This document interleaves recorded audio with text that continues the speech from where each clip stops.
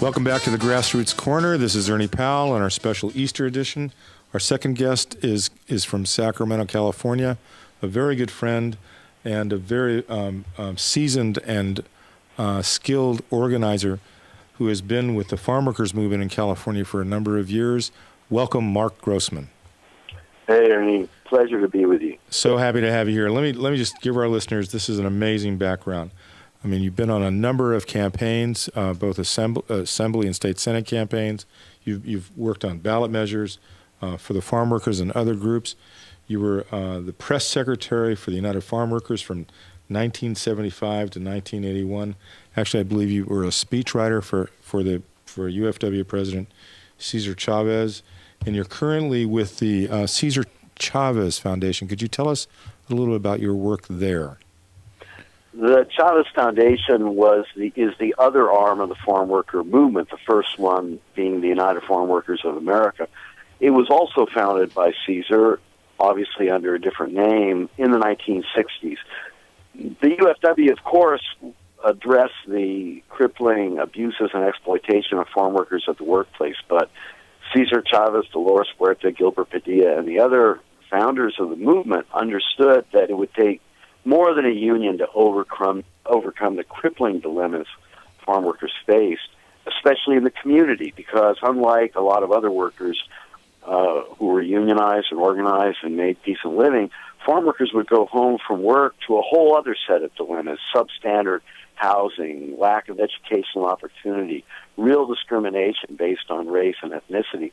So the Chavez Foundation is the nonprofit tax-exempt arm of the movement that helps farm workers and other low-income Latino families and seniors and others, too, with these crippling dilemmas they face in the community. So it's a community-based organization in addition to the great work that is done in the fields in organizing workers, farm workers, correct? That's right. It deals on everything from affordable housing. There are 32 affordable housing communities for low and very low income working families and seniors, more than 4,400 units in 4 states, very amenity intensive, quality market rate, quality rental units, and senior projects, and all of which have extensive social services from Puede learning centers where young kids get after-school and weekend activities and tutoring and math and English and computer skills, to active senior programs to keep seniors active and healthy, to a 9-station network of Spanish-language educational radio stations in 4 states with 500,000 daily listeners and a combination of popular regional Mexican music and state-of-the-art educational programming, to educational tutoring services after school in 4 states, helping needy kids in low-income school districts be able to read and do math at grade level by the time they're in high school, to our work with the National Chavez Center at our headquarters at La Paz in Keene, California, and that's to tell the story of Cesar and the farm workers to succeeding generations. Which takes me to where I want to go next, Marc. All of the good work that's happening now comes within a historic context. I'd like you to share a little bit about, and I know you worked with Cesar for many years. Share with our listeners, please, the lessons and principles that Cesar worked from in the organizing work that he developed.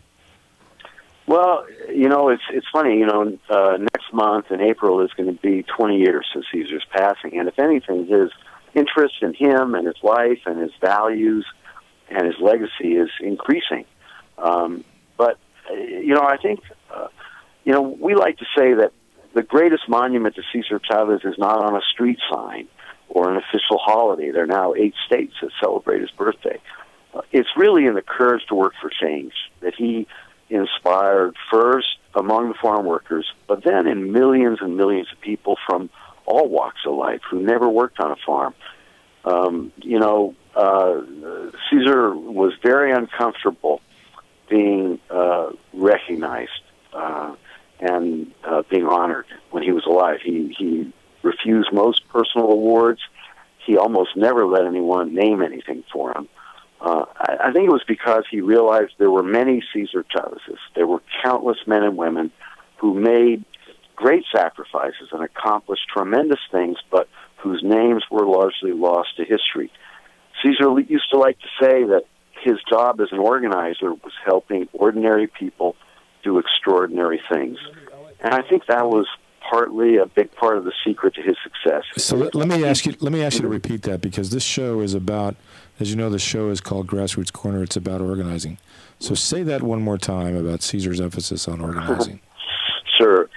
Cesar used to say that his main job as an organizer, and that's how he saw himself, was helping ordinary people do the extraordinary things that we're all capable of doing. For 100 years before Cesar came along, a lot of people who had better educations and more resources than he had tried and failed to organize farm workers. And I think one of the reasons he succeeded was that he got people to believe in themselves. He made everyone in the movement believe that the job they were doing was important. It didn't matter if you were an attorney representing the union in court or you were a striker cooking in the strike kitchen. He made you believe the job you were doing was vitally important. And he by doing so, he gave people faith in themselves. He gave people faith that they could take on and overcome one of California's richest industries, right, and do something that had never been done before. Now, the grape boycott brought the giant agricultural industry in California to its knees. What were the main factors in that victory back in the 60s, and what lessons can help us today as we deal with so much income disparity, high rates of unemployment, threats to the safety net, etc.? Well, the boycott for Cesar, as was the case with the major tenets of his movement, had both a practical and philosophical basis. So for the boycott, he learned about from studying Gandhi's salt boycott in India in 1930 and closely following Dr. King's career from the Montgomery bus boycott on. It was allowing masses of people to participate in their own cause. But practically, he knew from studying history that all the unions and all the strikes for 100 years in farm labor had been broken. And because the industry controlled the social, economic, political institutions in rural California. They controlled the courts and the police and the socio-economic institutions. So the genius of the boycott was that it took the battle from the fields, where the odds were stacked against farm workers, and it transferred the fight to the cities, where Cesar created a broad-based coalition from students and union members and clergy and faith-based people and minority groups and ordinary consumers.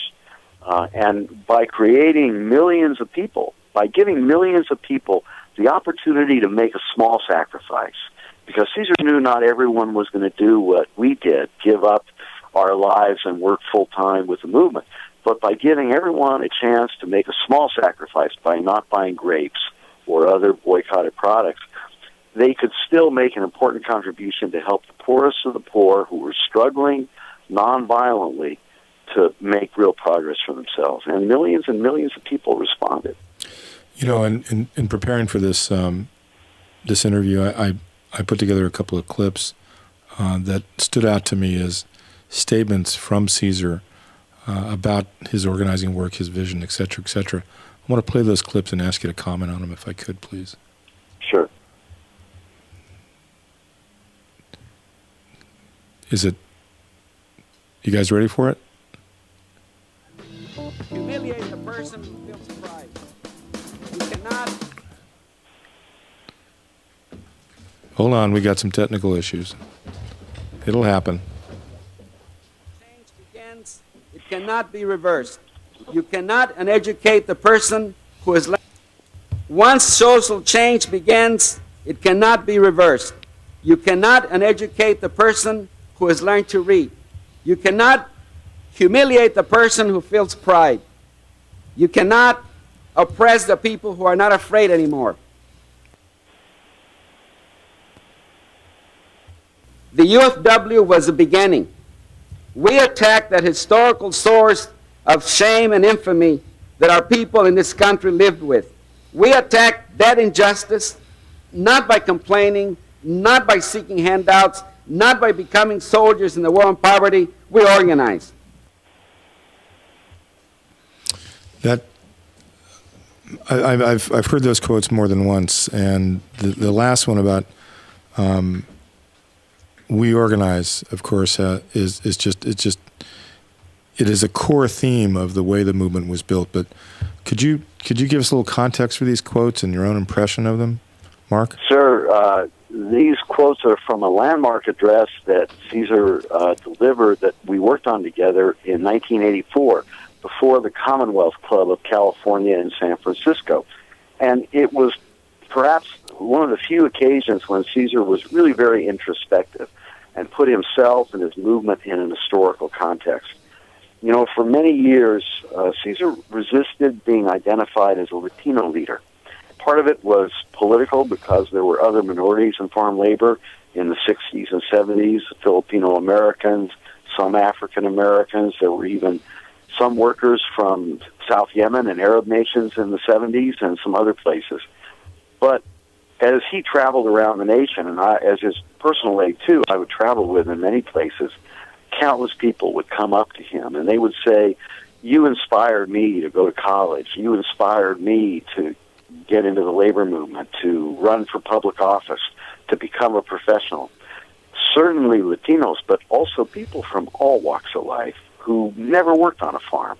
And Cesar came to realize that his work had gone beyond farm labor, that he was having an impact far beyond the fields.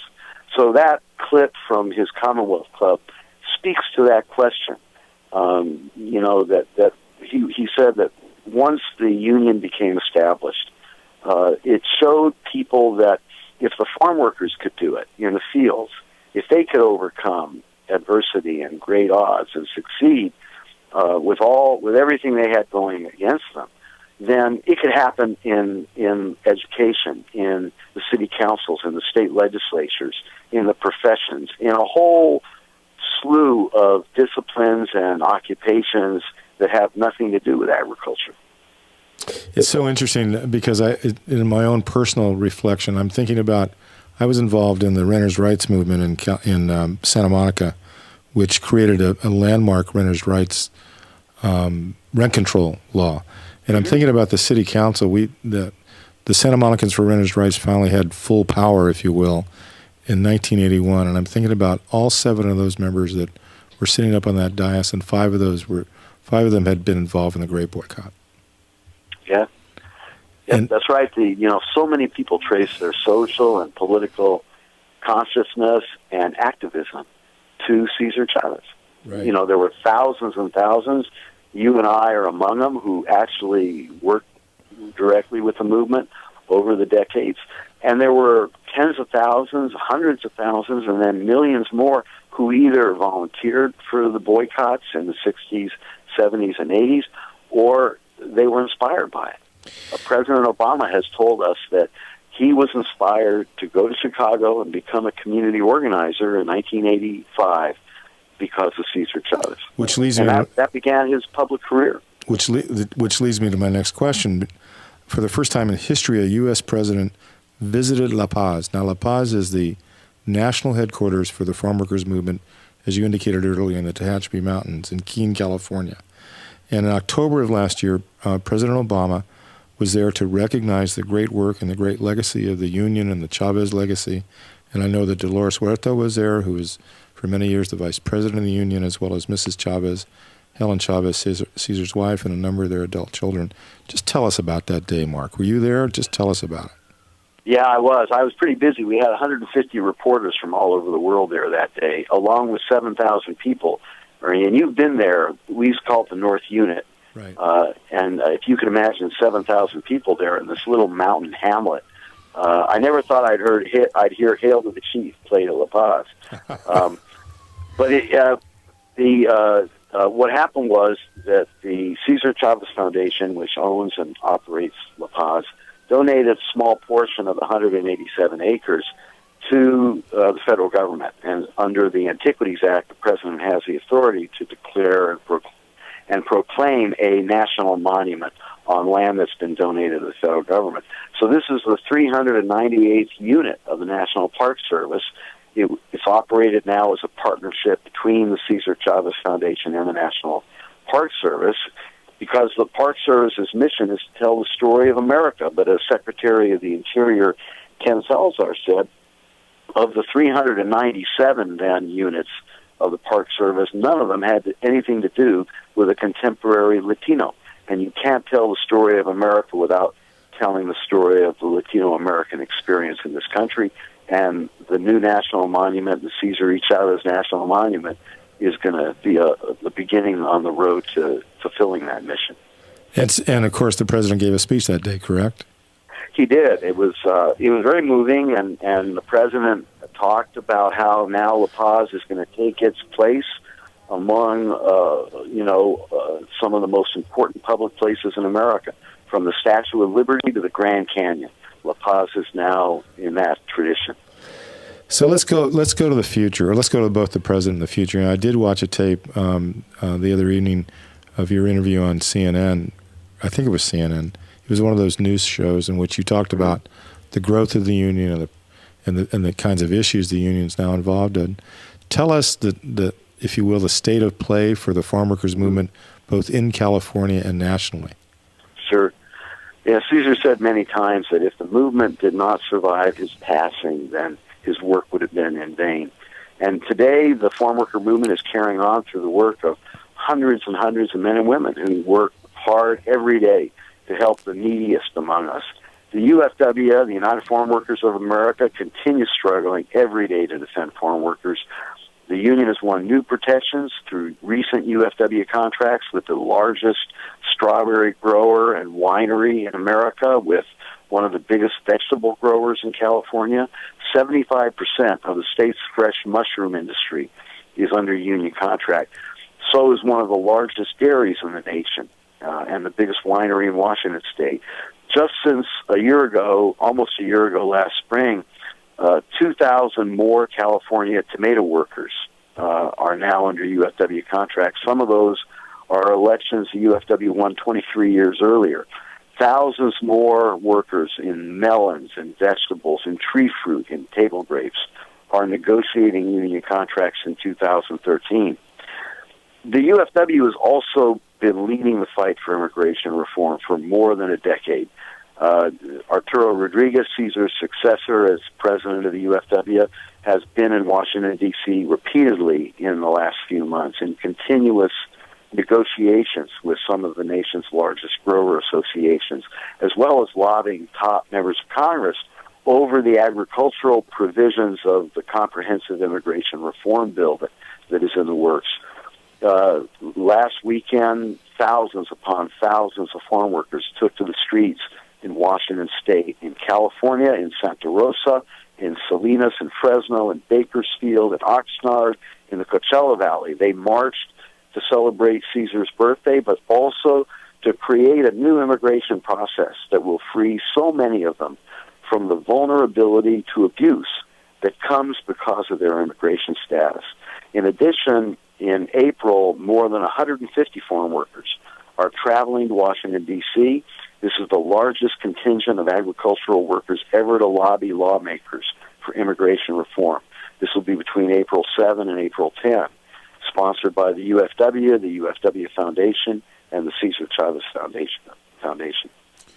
How do people get involved? What do they do? What website do they go to? The best way, the United Farm Workers has an excellent website, as does the Cesar Chavez Foundation.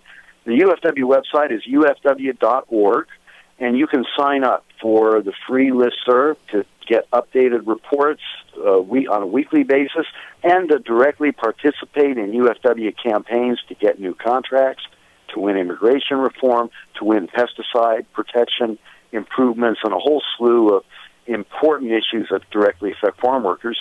The Cesar Chavez Foundation's website is chavezfoundation.org, and it has a wealth of information about all the community organizing activities in affordable housing, in educational radio, educational tutoring. and the National Chavez Center that you can also get information on at chavezfoundation.org. And, most importantly, I think, the best way to honor Cesar Chavez on his birthday, Easter Sunday this year. That's right. That's today. Easter Sunday is his birthday. That's right. I'm glad you said that. Thank you, Mark. Go ahead. Sure. The best way to honor Cesar is to do something. It's now an official holiday in a number of states. In California, state workers get it off.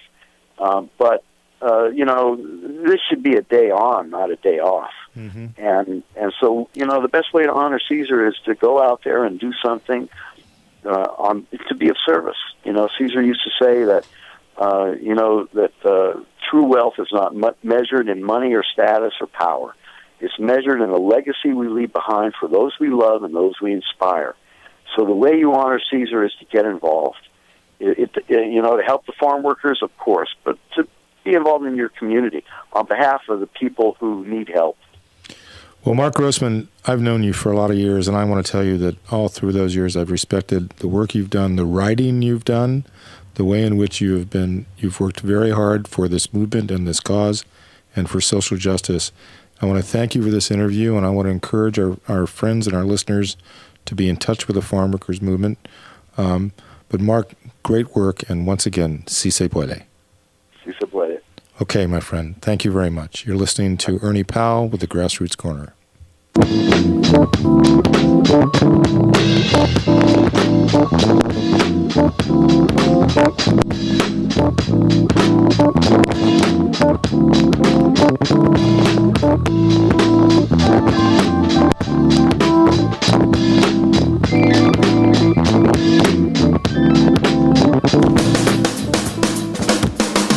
You're listening to We Act Radio, WPWC 1480 AM. Visit us online at weactradio.com.